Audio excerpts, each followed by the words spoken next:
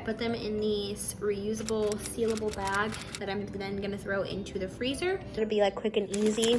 I went and bought my first set of adult underwear or diapers for postpartum.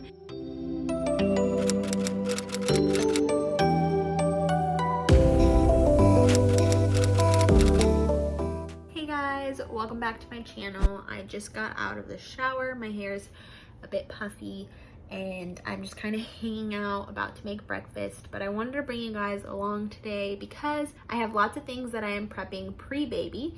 I am days away from my due date, and quite honestly, she could be born at any point.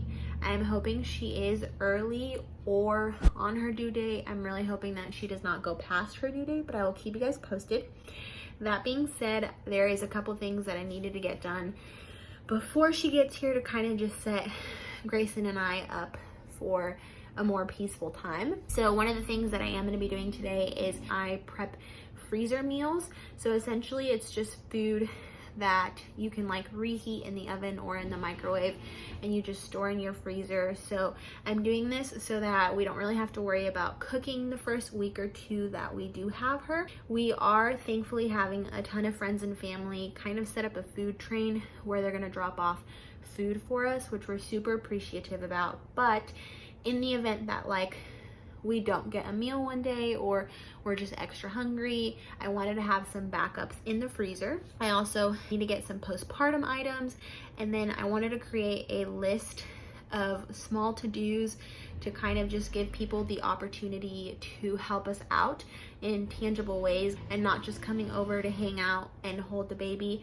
Though it's appreciated and it's welcomed, we're gonna need a lot more help than just that. I'm kind of just like prepping things also for labor, so I'm gonna be doing some labor snacks, and I think that is it.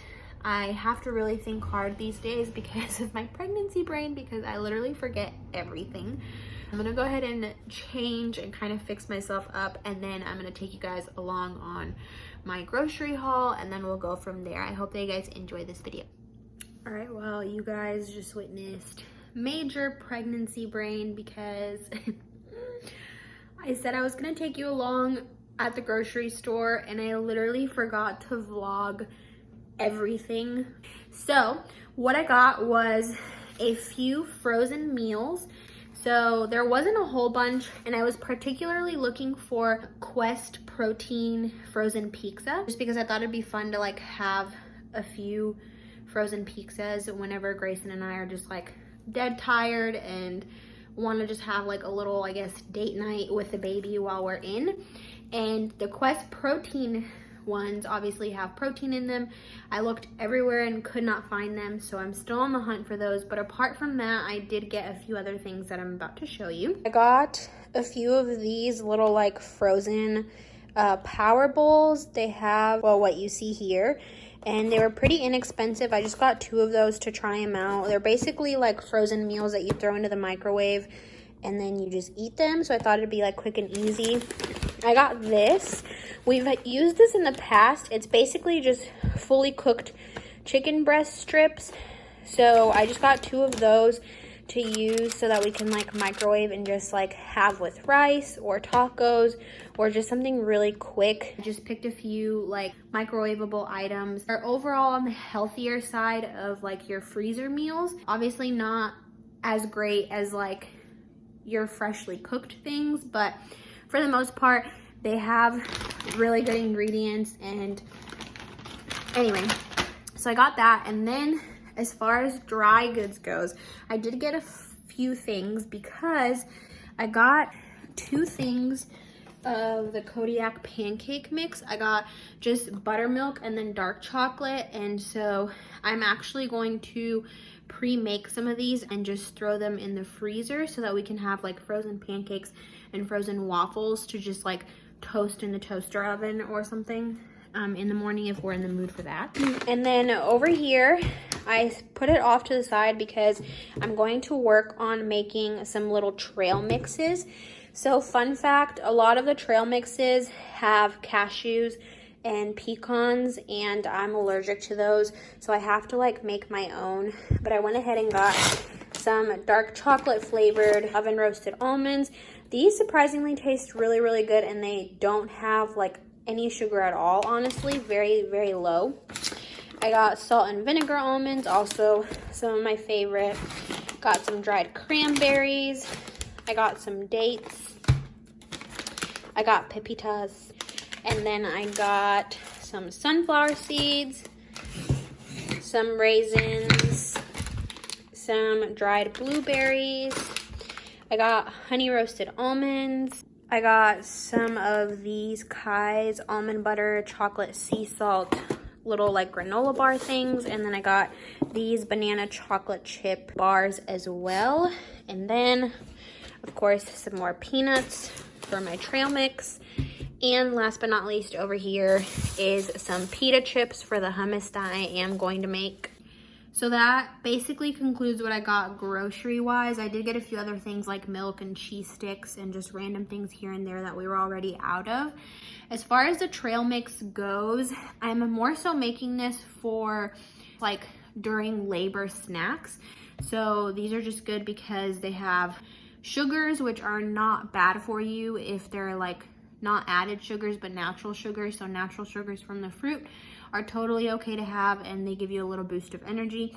And then as far as like the energy bars go, try to find the ones that had the least amount of added sugars and just had natural sugars. I didn't get any protein bars, which is normally what I get when I'm not pregnant, but it's not really recommended from what I've been told to have like whey protein, at least not a lot of it, or just things that don't have like natural sweeteners. I haven't done a whole bunch of research as to why you shouldn't, but from my understanding, they just don't have enough studies figured out on whether or not a baby can like process those ingredients the way they would natural sugars and natural proteins and that kind of thing.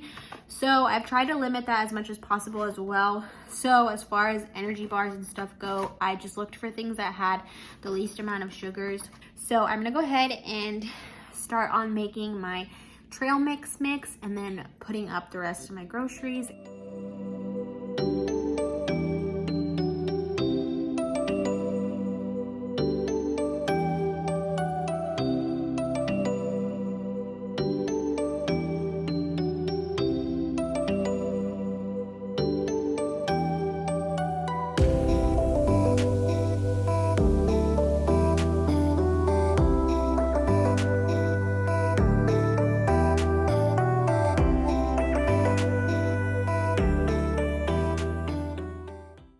Okay, pause on all my food things. I went and bought my first set of adult underwear or diapers for postpartum, and I got a few binders and stuff to organize some files, but I'm putting together just a little list, both in Spanish and in English, of things for people to do when they come over. The reality is, we understand that you're super excited and you want to see the baby, and of course, like if you're not sick and you wash your hands, you can hold the baby.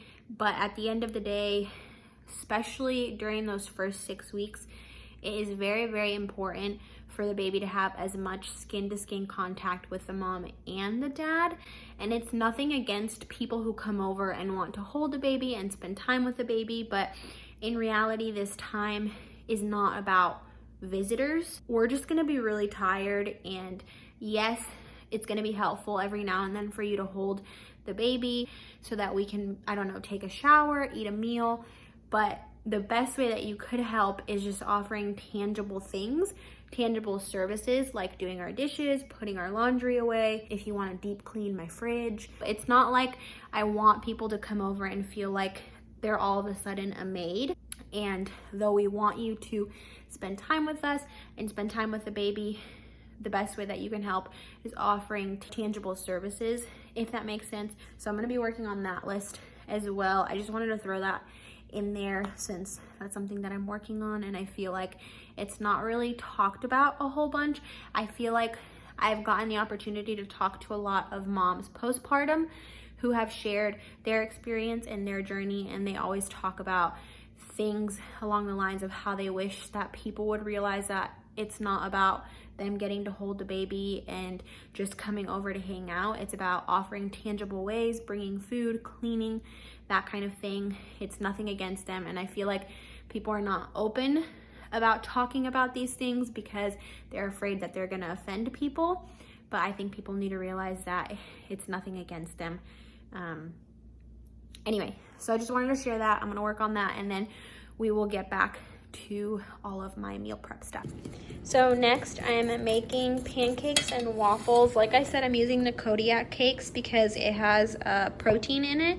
So it's gonna be on the healthier-ish side of a breakfast item. And then I do have some pre-cut veggies to use for scrambled eggs. I'm not gonna make like pre-made scrambled eggs because I don't feel like there's a way of keeping them fresh necessarily. But I have some bell peppers, and then I also have some onions in mason jars. And I've found that like if you throw your fruits and vegetables in mason jars, they last so much longer and they stay fresh for so much longer.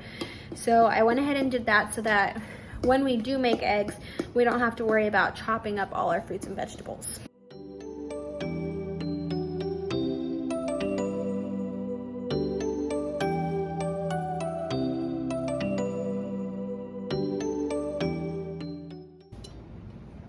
Okay, so I finished my pancakes. I put them in this reusable sealable bag that I'm then gonna throw into the freezer. These are regular buttermilk, and then these are my dark chocolate. I wanted to end the vlog or video there just because I don't really have anything left to make. I did forget to mention one of the things that I am like pre-making is my red raspberry tea. I have talked about this in the past. It's a uterine toner and it's really good for your reproductive system. However, because I am getting closer to my due date, my midwife recommended what they call a Labor Day tea stronger brew, which is essentially just a higher, more concentrated tea. So how you make it is you do 4 cups of filtered water with 24 raspberry leaf tea bags. And then you steep that for about 10 to 15 minutes, depending on how long it takes for your water to boil. And then after that, you leave it on a simmer for an additional 30 to 40 minutes. So then you get a really highly concentrated tea, and you essentially just drink that 4 cups of really concentrated tea as you get closer to your due date, because there has been studies that show that it could potentially induce labor, which is why you should wait until you're closer to your due date so that you don't induce labor sooner than you have to. But in addition, because it is a uterine toner and it could cause contractions and stuff along those lines, it has been said, and some studies have found that it could potentially facilitate your labor, make it a little faster, make the pushing process go a little quicker. Obviously, everybody's body is different, every birth is different, each baby's gonna be different, so this isn't like a set thing that it's gonna happen, but it doesn't hurt to have it, just because red raspberry leaf does still have a lot of great benefits for your body.